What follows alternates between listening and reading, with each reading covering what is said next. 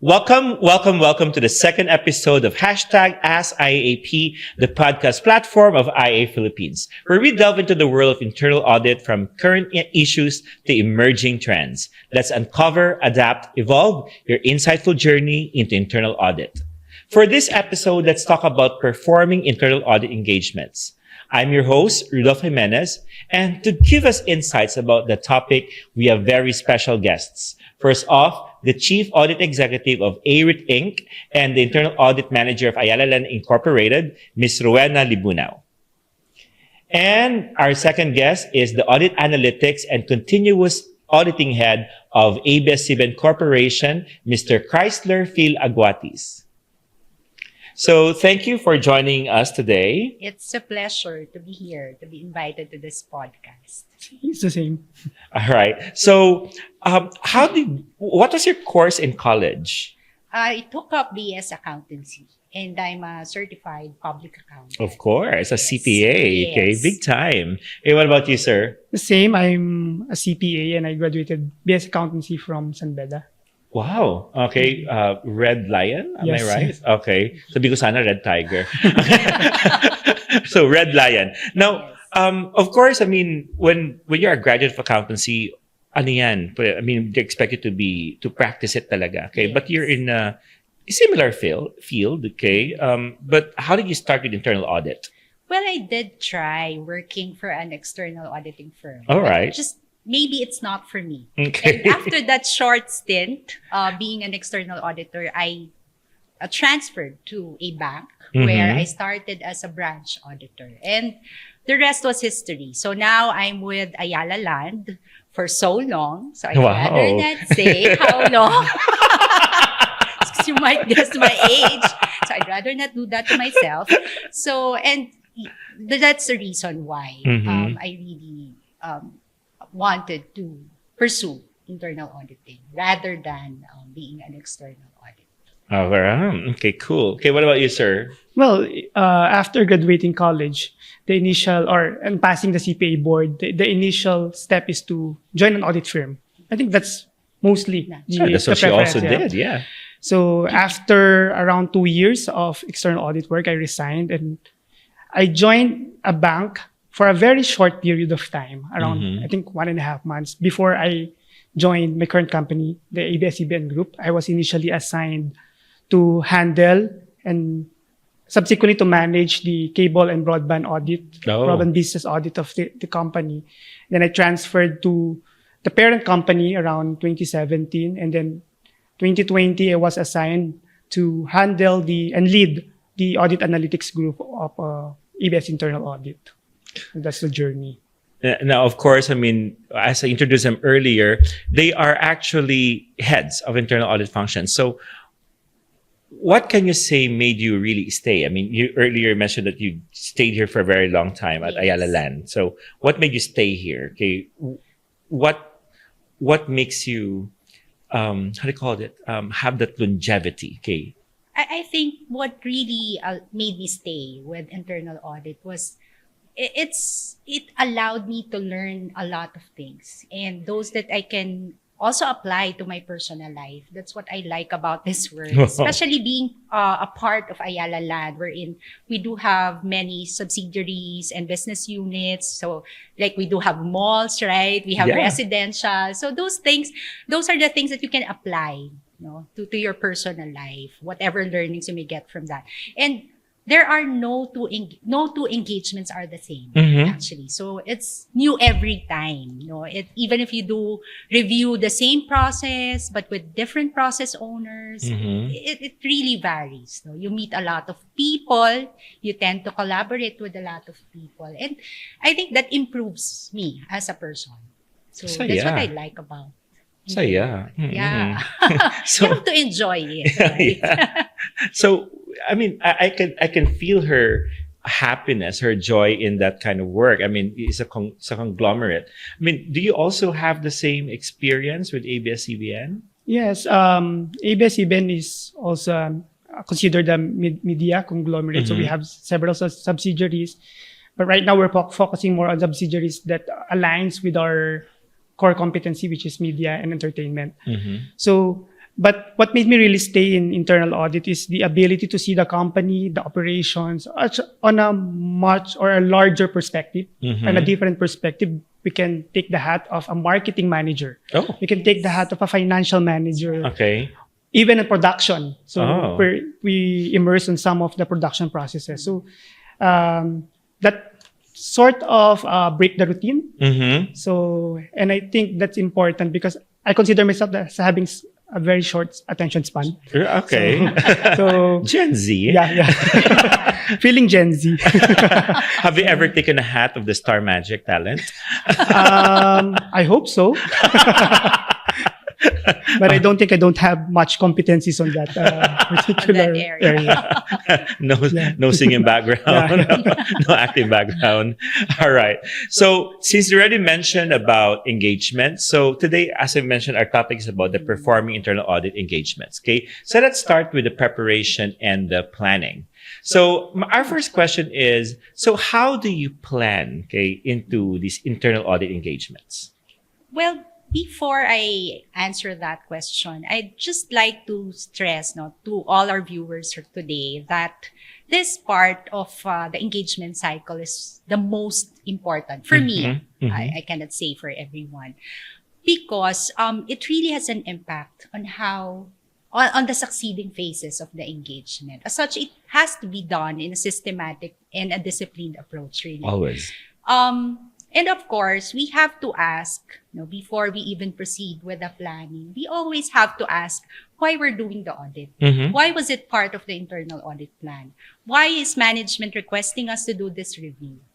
So those are the questions that you need to ask so that you will be aligned with our organization's goals and the strategies. Now, moving on to our planning phase. In our team, we do have 3 main phases in the planning phase of our engagement. So we start off with the process understanding. Then we do a risk and control identification and assessment if it's a risk-based audit. And then, of course, the preparation of the audit program. So in the process understanding, that's where we go through different documents, reference documents, and it may be further subdivided into 3 areas, such as into process, the people, and of course the technology. So in terms of the people, of course, you have to understand their organization, True. their KRAs or their key results areas. Yes. Their job descriptions, and how they do things. And in terms of the process, then you have to go through the manuals, whatever operating manuals, policies, and procedures that they may have. And for the system, you have to check their user manuals or probably ask their people to walk you through their system so that you'll have an understanding of where they're coming from, how they really do things, because those are all inputs when you do your risk and control identification and assessment. So on that note, we normally, if in case the process owners or the audit clients doesn't have a ready risk register, then internal audit has to come up with a list, which will be confirmed as well, with the process owners. That's why whenever we do our kick-off meetings, we have a separate session on risk and control identification and assessment, because that's where we confirm what we've initially identified. Now, moving on to the third phase, we have the audit program development. So whatever you've gathered in the first 2 steps will be your input in preparing the audit program. As such, for you to really come up with an extensive, at least, audit program, you really have to have a very extensive process understanding and risk and control identification process as well. With actually the end goal in all of this is that you'll be able to come up with an evaluation criteria that will help you assess in terms of the governance, the risk management, and the controls of what you are auditing. So that's how we do things in terms of planning. It's so standardized, okay? Yes, it is. And it sounds so tedious, okay? Yes. It actually takes up a lot of our man days, the planning phase. Really. Because again, if you fail to plan, then definitely you'll fail. You'll fail. You're planning to fail, as they say. Yes. All right. Now, I couldn't help but notice that despite how systematized it is, and the way you explain it's like, ooh, I mean, it takes up, it seems like it takes a lot of time. Okay. Yes. But you seem very passionate about it. Okay. I could feel your passion. Okay. When you're explaining things. Okay. I mean, is their planning different from yours, or is it just the same? I think because we're guided by just one internal audit standards, basically the core is the same, the framework is the same.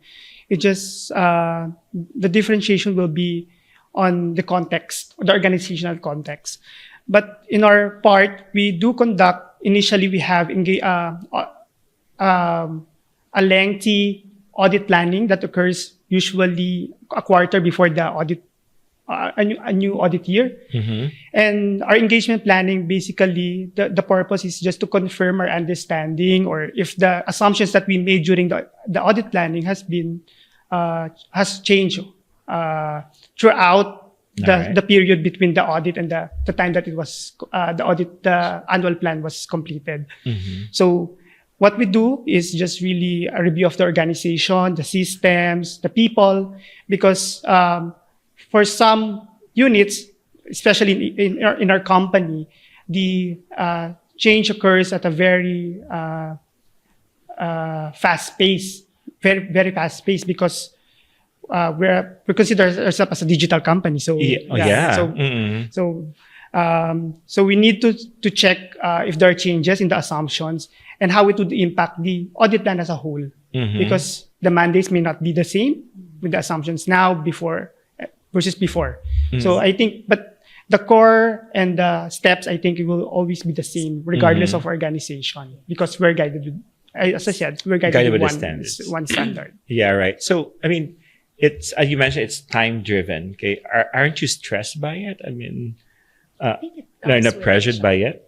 There's no work naman that's easy. So Yeah. Yes. so I guess you just have to accept things as they are, and it's part of the job. There's no easy job. And then you'll get used to it, right? Yes. You just have to have a different perspective. And Just enjoy it. yes. Yeah, I mean, both of you seem to enjoy it, okay? But the way you explain it to me, right, it's like, wow, daming ginagawa. Daming binabasa. Okay. Actually, maraming binabasa. Ang daming binabasa. You have to be a good reader. Yes. You have to be a good internal auditor. Reading all the JDs, okay, the manual. Yes. And it can even be very technical if you're, Yes. come on, I mean, if you're not so much, what they call this, familiar with construction, you have to really So understand that's it. why you have to communicate well with your audit clients, because you have to ask a lot of things from them Yes, during okay. the process on the exam. We go to communication later. Yes. But what factors do you consider when determining the scope of the audit? Should I go? Yes. Okay. Apart from what I've mentioned earlier with regard to why it's there, why are you going to audit it? You also have to consider the objectives, as mentioned, the risks and the controls. Apart from that, you also have to check the location. If there are several branches, it's all over the Philippines. What's the timeline, right? Were there changes during your review or prior to your review? System implementations has to be considered, because that will help you limit what you will review. Also, I think this is we also have to check our assurance providers. There are other assurance providers within the company. Okay. And we also have to check on them. All right. So that we need not duplicate what they are doing. And it will also, of course, lessen what we're doing, right? So those are the items that we must consider, when we do the audit. But just make sure that your scope will still be able to capture or address your engagement objectives. All right. And in your case, how do you ensure alignment with the organization's objectives? Well, it just so happened that our chief audit executive sits on the management committee meetings. So she gets updated and she downloads the information to us. But part of our planning phase is really to talk to the different business unit. What are their priorities? What they think are the risk areas? And if they want us to look into something, or if there are processes that they want us to prioritize, we listen to them. Because at the end of the day, the relevance of our audit would depend on how much information, or how much our audit clients will appreciate or find value with that with our audit work. All right. So that's just the first phase of the Yes. of the engagement, and there are a lot of things to do. Okay.